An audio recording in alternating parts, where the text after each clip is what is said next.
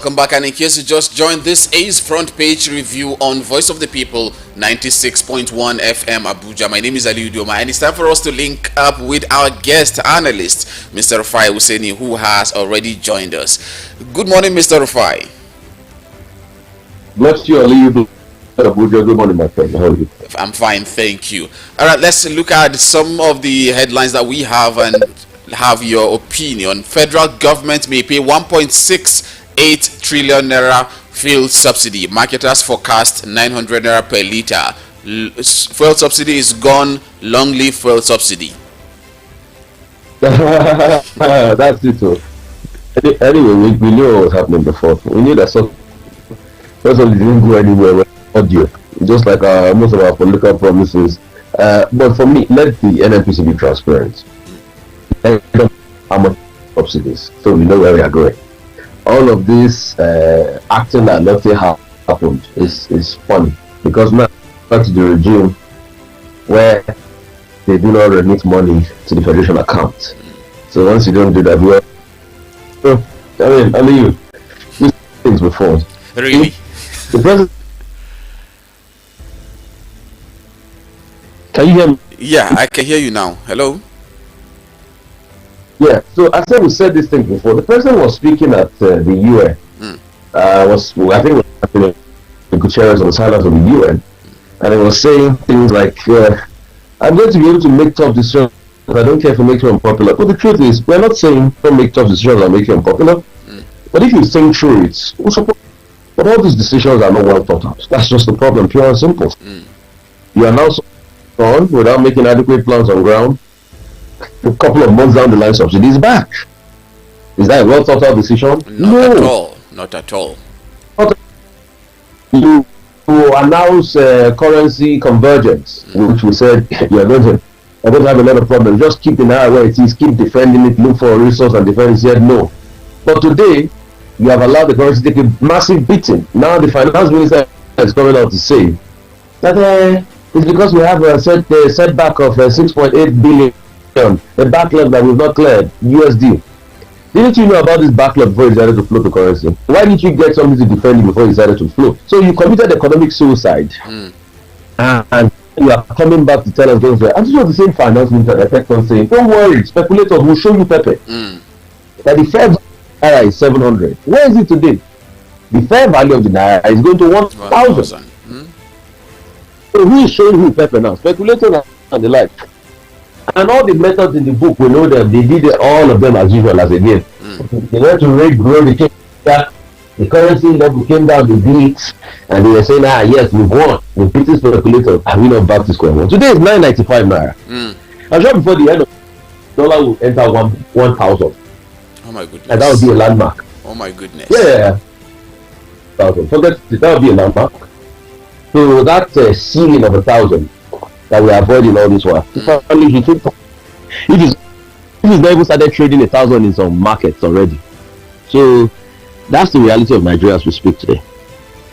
Does that mean the decision of the NNPC to help out by going to have taking loan from Afrexim Bank of that $3 billion did not even have any impact? Because on the day the issue came up, yes, we knew the naira gained a bit, but after the JP Morgan report, everything just went crumbling, and we are where we are today. Does that mean that is a wrong decision? Ali, I'm not. You read the report. I also talked about the fact that Afrexim Bank was ambivalent about giving us the money. So they were saying they were going to look for other investors that were ready to put money down in that cashier of money we asked for. So where's the money? I'm sure you also read the report that they said the money bunches. Yeah, it is. And that's part of the reason that they are saying Dangote Refinery will get what they. Hello. Yeah, I see you. Can you hear me? I can hear you, but the network is iffy. Yeah, let me see. How about now? I think, is it better? Yeah, go ahead. What were you saying? All right, I was saying part of the Afrexim Bank loan was what they gave as a reason or an excuse of not being able to supply Dangote with enough crude because they have an agreement, a loan agreement with Afrexim Bank to pay back with crude. At least the question is it the same NFPC that has not been able to tell us and that Nietzsche, you know, I was calling Nietzsche yesterday. Yes. That Nietzsche said he still owns from the hitherto crude swap deals. Is it the same NFPC? You know, and now they are saying the reason is that they can't give them what the crude is because of what's it called, Afrexim Bank. Are they not pledged crude to Dangote before they need to go to Afrexim Bank to look for crude? I mean, to look for. So you have a word they call it kewo. Well, you know what kewo means? No. The man think of kewo. Kewo means we are trying to look for an alibi. Mm-hmm. You know, when you're already caught in the act. You get my point, my brother. So, that's what I mean. They're just looking for alibis, and it doesn't cause a good argument. NMPC should start by going to answer me, where are all the crude swap monies in the first place?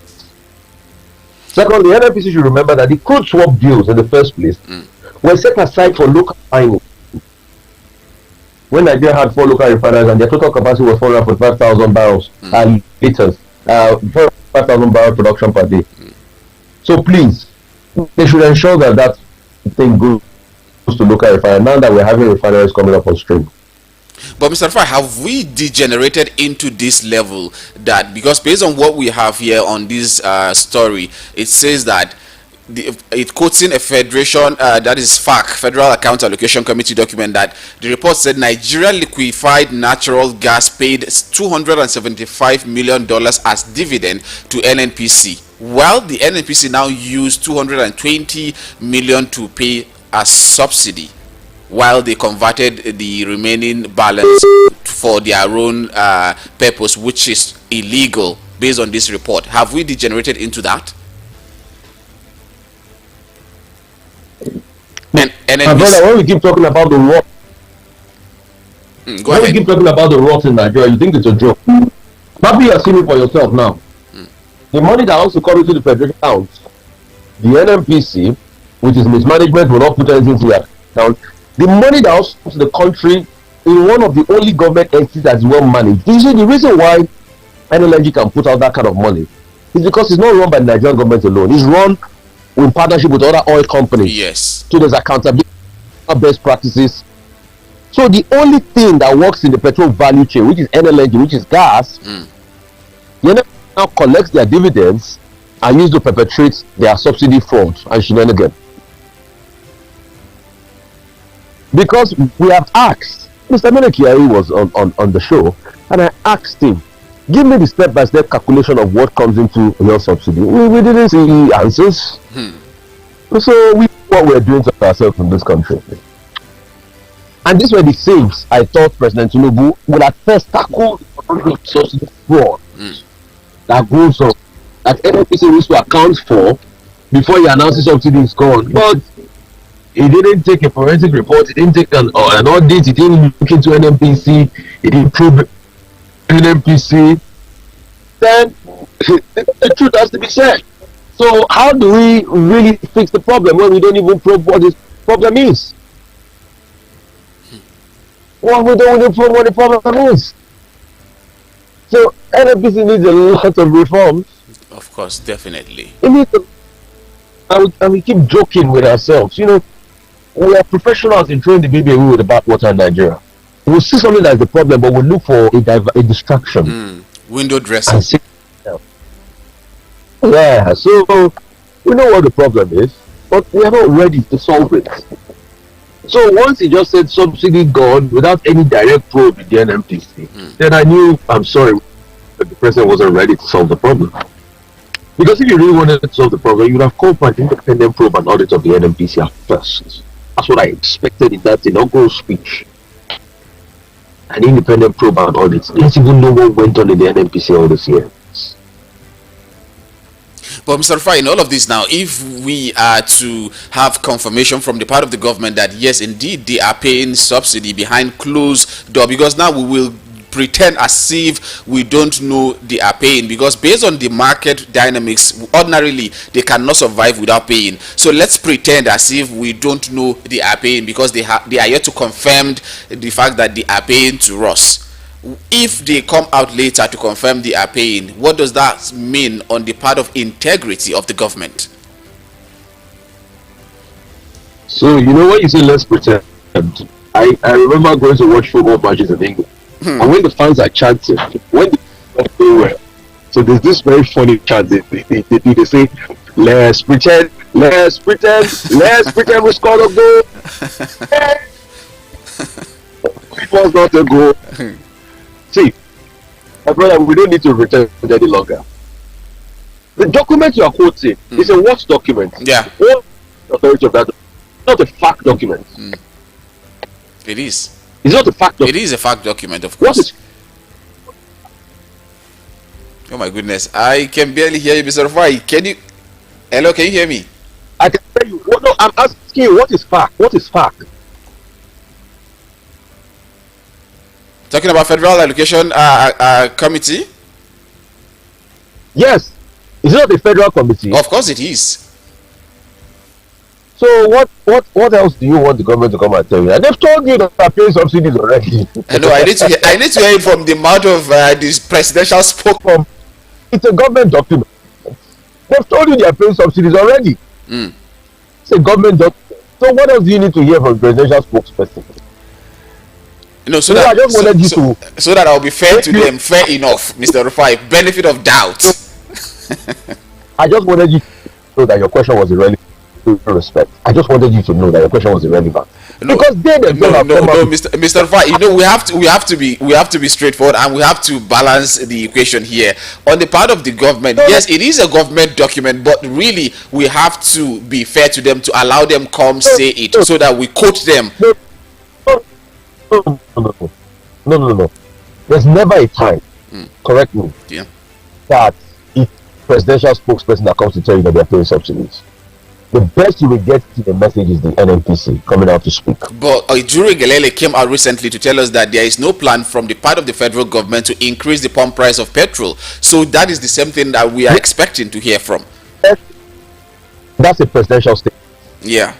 But you, that they pay subsidies or anything around the subsidy regime, further clarification comes from the NNPC. Yeah. But if you have that document in their own documents, tell you that this is the breakdown of our account and this is what we did, what do you need them to come and tell you again? So that's what I was telling you, that the questions of no moment is not very effective. You don't need it. We know the truth already. The truth we have been speculating on all this while. You know, I think this that we have been paying subsidies again was in the realm of speculation. But the truth has come out already.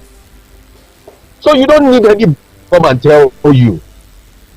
You don't need it. You don't need a gotcha moment. I don't know if you get me. Yeah, of course I do. It's already clear on paper. This is a fact document that was shared. Have you seen facts come out to refute that they never shared that document? Not really. So not for now. You don't need to have, not for now. It is. They can't read. They can't. It's not the case of not for now. It is a fact document that journalists. You get. Yeah. It is in public glare. It is after their auditing they release that document, so they can't come and refute that document. Forget all of that. All right. It is a picture of where today. So that's why I say the question is of no moment. You don't need to wait for a gotcha moment. We got them already. All right, let's move to long live subsidy. Let's move to another story, Mr. Rufai. This morning, quite interesting conversation with you as always. Wike revokes Obi ex-minister 165 others land document. The Minister of Federal Capital Territory Administration, Nyesom Wike, has revoked 167 plots of land in some highbrow districts of the nation's capital. Some of the revoked plots belong to the Labour Party presidential candidate Peter Obi, former Senate Chief Whip Udoma, former Cross River Governor, Senator Liel Imoki, the first Minister of Niger Delta, Ufot Ekaite, and the late publisher of Leadership newspaper, Sam Nda Isaiah. In a notice issued Thursday night, the FCT administration said the plots were revoked due to the failure of their allottees to develop them. This is on the Punch newspaper, Mr. Rufai. Let's have your say on this. I mean, Mr. Wiki had been drumming the fact that he wanted most plots to be developed. Yeah. And if most plots had not been developed, then them revoking the plots, there's a lot of conundrum around it. But on the face value of it, incumbent for the people that own those plots to at least do something. But also on the other side of it, there's also a capacity to open it up for a conversation. But if you also want to look what do you mean by open it up for conversation? Yeah, no, listen. Okay. There was an ample one by Mr. Wiki and the FCT. And most of this was relayed constantly out there in newspapers. Yes. And all of that. Constantly relayed and all of that. And saw it coming. I'm sure the parties involved can go out there and take it up. Alright? Yeah. But also, a lot of people will now open it up for conversation and say, if the plots were owned by core loyalists close to Mr. Wiki, was he going to revoke it? That's also the political slant we can open it up for conversation. Okay. If it was owned by people that were, is he going to revoke it? Some part of the argument you will make is, okay, you can say the argument for plus on his feet. I say, okay, somebody like Mr. Sam Dazaya, he used to be an APC president, but anyway, he might have other arguments to do. It's right. But on the other side, that's the other argument that people are opening up for conversations. So that's just it, pure and simple. So I think I'll be able to explain all sides to this matter. Yeah. Yeah. All right, let's take a look at this other story. It's an update. Police exhume Mobat corpse, arrest nurse. Anything you want to share with us on this story? Police did what?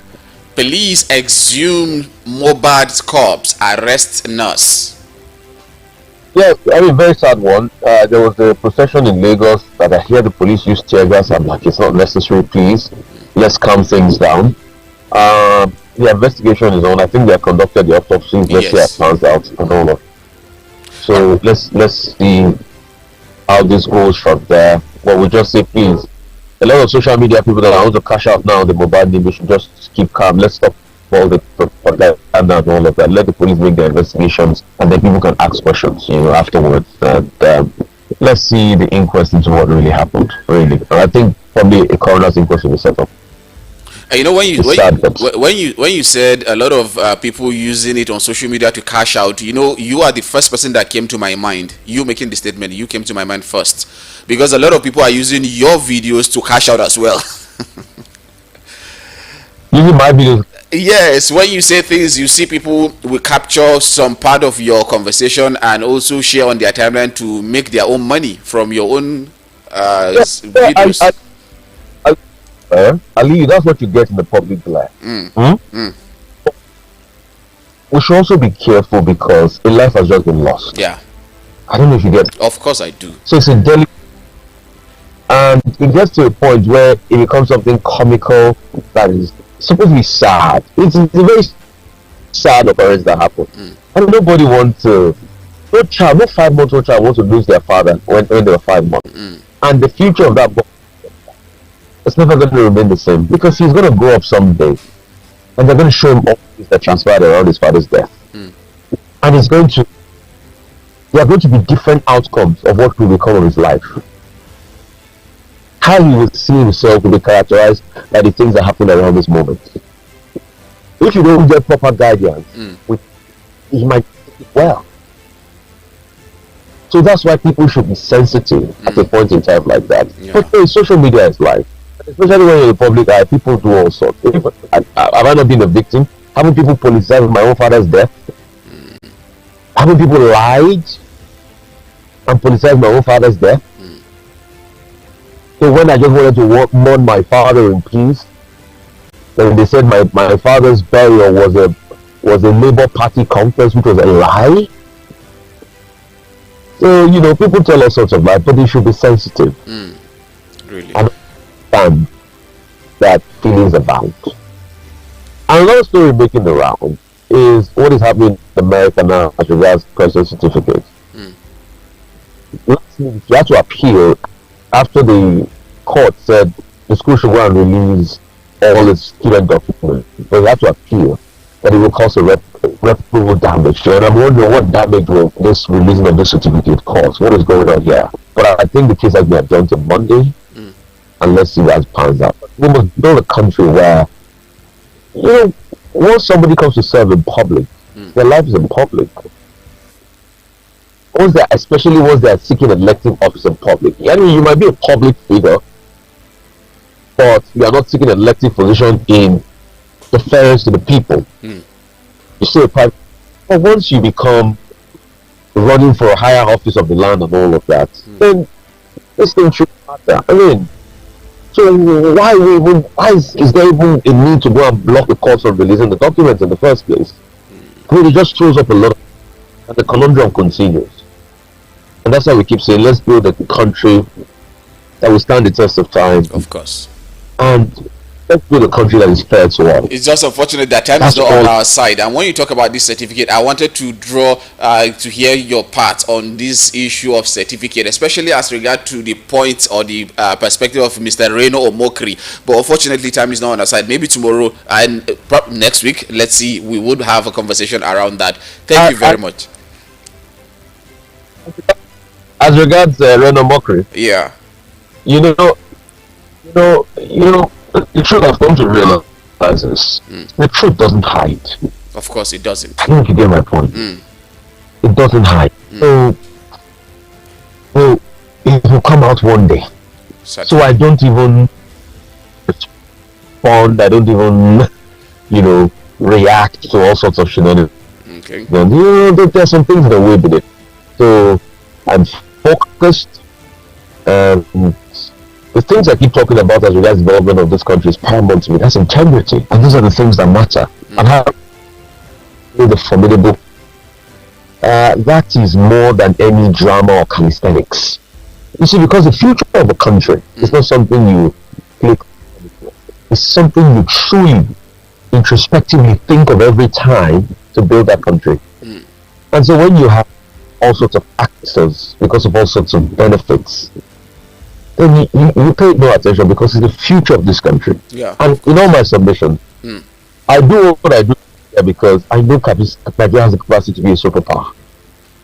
And the only missing point in all of this abundance God has given this country is leadership. Leadership, of course. No two way about that. Right. The day we get it right, that's the day our lives never remain the same again. Thank you very much, Mr. Rufai. God bless you for this wonderful opinion that you've shared with us today. Let nobody. I don't think it's right for anybody to go blocking anything, and let them release the document for the interest of the people that ask for it and let's see what's up. All right. Simple. All right. No better way to end the conversation than this point. Thank you very much, Mr. Rufai. We appreciate your contribution on the show. And coincidentally, this is the size of our package for today on Front Page Review on Voice of the People 96.1 FM Abuja. My name is Aliu Doma. Do well to stay with us. We have more interesting programs lined up for you. Up next, I will be paying some bills, and after then, Igbo Amaka, that is Front Page Review in Igbo language, will be coming up with Miriam Wiro. Stay